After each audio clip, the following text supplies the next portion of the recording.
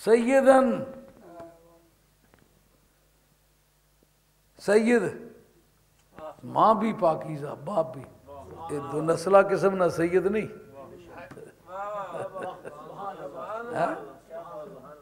Cross bread پیوند لگا ہے۔ سیدا وحصورا ونبیا من الصالحین۔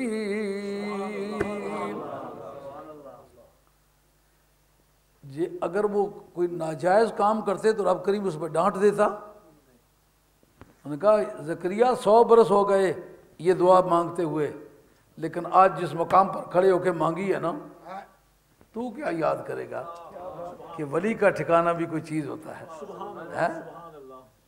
اللہ نے کہا اسی وقت بیٹا کا اعلان کرتے۔ اس جگہ ایک بڑی اچنبے کی بات، ایک دانشور لکھتے ہیں اس کی کیا وجہ ہے، جب وہاں گوشہ تنہائی میں تھی، بغیر مانگنے کے، بغیر جھنجھوڑنے کے، بغیر محنت کے پھل ملتے تھے، لیکن جس وقت آپ نے بچے کو جنم دیا، بھوک لگی، رب نے کیا کہا؟ رب نے یہ نہیں کہا کہ بغیر موسم کے دیتا ہوں، کہا ہُزِّی إِلَيْكِ بِجِذْعِ النَّخْلَةِ تُسَاقِطْ عَلَيْكِ رُطَبًا جَنِيًّا۔ اے مریم ان کھجور کے ٹھنٹھوں کو، جذع اری شاخوں کو نہیں کہتے، ان کو ٹھنٹ کہتے ہیں، کہ ہُزِّی إِلَيْكِ بِجِذْعِ النَّخْلَةِ تُسَاقِطْ عَلَيْكِ رُطَبًا جَنِيًّا۔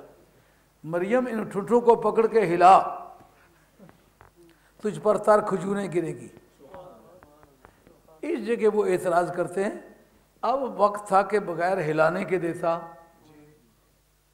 بغیر موسم کے دیتا، اور بغیر کوشش اور مشقت کے جھنجھوڑنے کے دیتا۔ جب وہ صحت مند تھی تو بغیر مانگنے کے دیتا، آج یہ کیوں کہہ رہا کہ خود ہلاؤ تو کھاؤ؟ کہتے دراصل قصہ یہ ان کی زبان ہے، میری زبان ہے، میں اس کا رد کروں گا۔ ان کا دراصل قصہ یہ تھا کہ جس وقت اس جگہ محراب میں بیٹھی ہوئی تھی، اس جگہ اللہ کی محبت کے سوا ان کے دل میں کسی کی محبت نہیں تھی، اس لیے بغیر ہلانے کے، بغیر مانگنے کے ملتے تھے۔ اب بچہ پیدا کر لیا ہے تو بچے کی محبت بھی آ گئی ہے، رب نے کہا میری محبت میں تم نے پارٹنر بنا لیا ہے، اس لیے ہلاؤ تو کھاؤ۔ بظاہر تو یہ بات بڑی خوبصورت لگتی ہے کہ دانشور کے دماغ نے بڑی باریک بات سوچی، لیکن انتہائی کمزور بات ہے۔ لکھ لیں، جب بھی کبھی موقع پڑے تو یہ بات کہیں، انشاءاللہ کوئی اس کا جواب نہیں لائے گا۔ پہلی بات اب یہ پوچھیں گے کہ یہ ہمیں بتاؤ کرامت کی قسمیں کتنی ہیں؟ صاحب کرامت کو علم تک نہ ہو، اس کی محنت کو، اس کے ارادے کو، اس کی دعا کو، اس کے مانگنے کو دخل نہ ہو، اس کا نام ہے کرامت۔ یہ ہلکے درجے کی کرامت ہے۔ کرامت کا اعلیٰ درجہ ہے تصرف۔ جس وقت کوئی صاحب کرامت چاہے تو اپنی مرضی سے وہ کام کر لے۔ وہ پھل ملتے تھے، مرضی کو دخل نہیں تھا، اللہ کی مرضی سے آتے تھے۔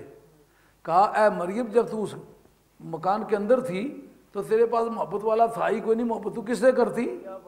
اب جب بیٹا بھی میں نے عطا کیا ہے تو تو نے میرے محبت کے معیار کو گرنے نہیں دیا، میری محبت تم نے برقرار رکھی، تو تم نے محبت کی ایک نئی منزل حاصل کر لی۔ پہلے ہم دیتے تھے، ہماری مرضی تھی، اب تیری مرضی کی بات ہے، جس وقت تو چاہے گی، جیسے چاہے گی۔